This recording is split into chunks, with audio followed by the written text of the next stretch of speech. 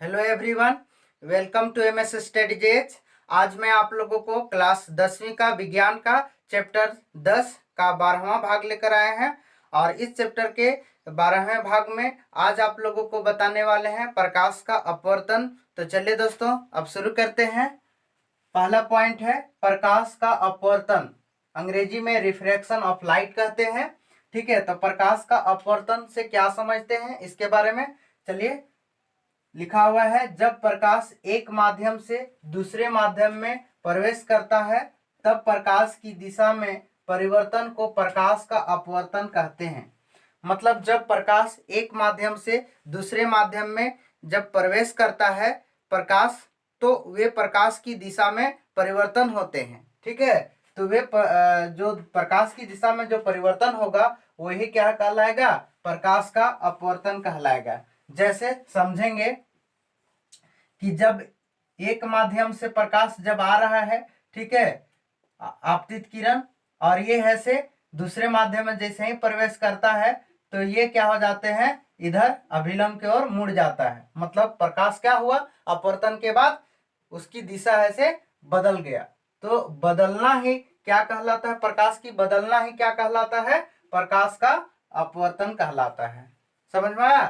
तो जब प्रकाश एक माध्यम से दूसरे माध्यम में जब प्रवेश करता है तो प्रकाश की दिशा में परिवर्तन होता है, मतलब प्रकाश की दिशा बदल जाता है, तो प्रकाश का अपवर्तन कहलाता है। अगला है प्रकाश के अपवर्तन के नियम।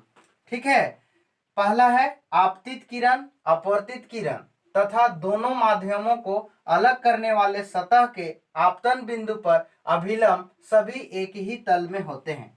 समझेंगे कि जब ये आपतित किरण और अपवर्तित किरण और एक बिंदु यहाँ पर है, ठीक है, और ये अभिलंब है, तो जो माध्यम को अलग कर रहा है तो उस अलग करने वाला उस बिंदु केंद्र में ही सभी, मतलब आपतित किरण और अपवर्तित किरण, ठीक है, और अभिलंब तीनों है से मतलब एक ही समतल में होते हैं, एक ही तल में होता है। समझ में आया? दूसरा है आपतन कोण की ज्या तथा अपवर्तन कोण की ज्या का अनुपात स्थिर होता है। ठीक है, आपतन कोण की ज्या का मतलब आपतन कोण को आई से और अपवर्तन कोण को छोटा आर से सूचित करते हैं।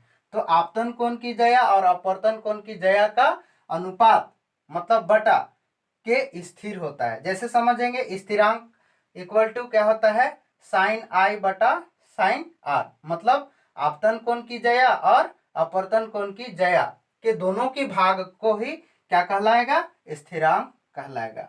ठीक है, स्थिरांक होता है मतलब स्थिर होता है।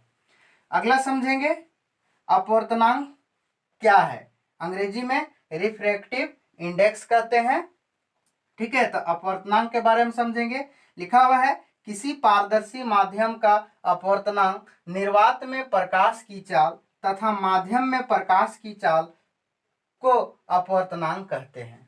मतलब किसी पारदर्शी माध्यम, मतलब इस पार से उस पार दिखाई दे, ठीक है, वैसे माध्यम जो क्या हो, निर्वात में प्रकाश की चाल और माध्यम में प्रकाश की चाल का जो अपवर्तनांक होगा, अनुपात होगा, वही क्या कहलाएगा, अपवर्तनांक कहलाएगा। जैसे यहाँ पर n इक्वल टू क्या है, अपवर्तनांक बराबर निर्वात में प्रकाश की चाल और माध्यम में प्रकाश की चाल दोनों के अनुपात को क्या कहलाएगा, वह अपवर्तनांक कहलाएगा। मतलब निर्वात में जो प्रकाश की चाल होगा और जो माध्यम में प्रकाश की चाल होगा, माध्यम में प्रकाश की चाल से निर्वात की प्रकाश की चाल में जब भाग देंगे तो ये क्या निकलेगा, अपवर्तनांक निकलेगा, जहां n इक्वल टू c बटा v।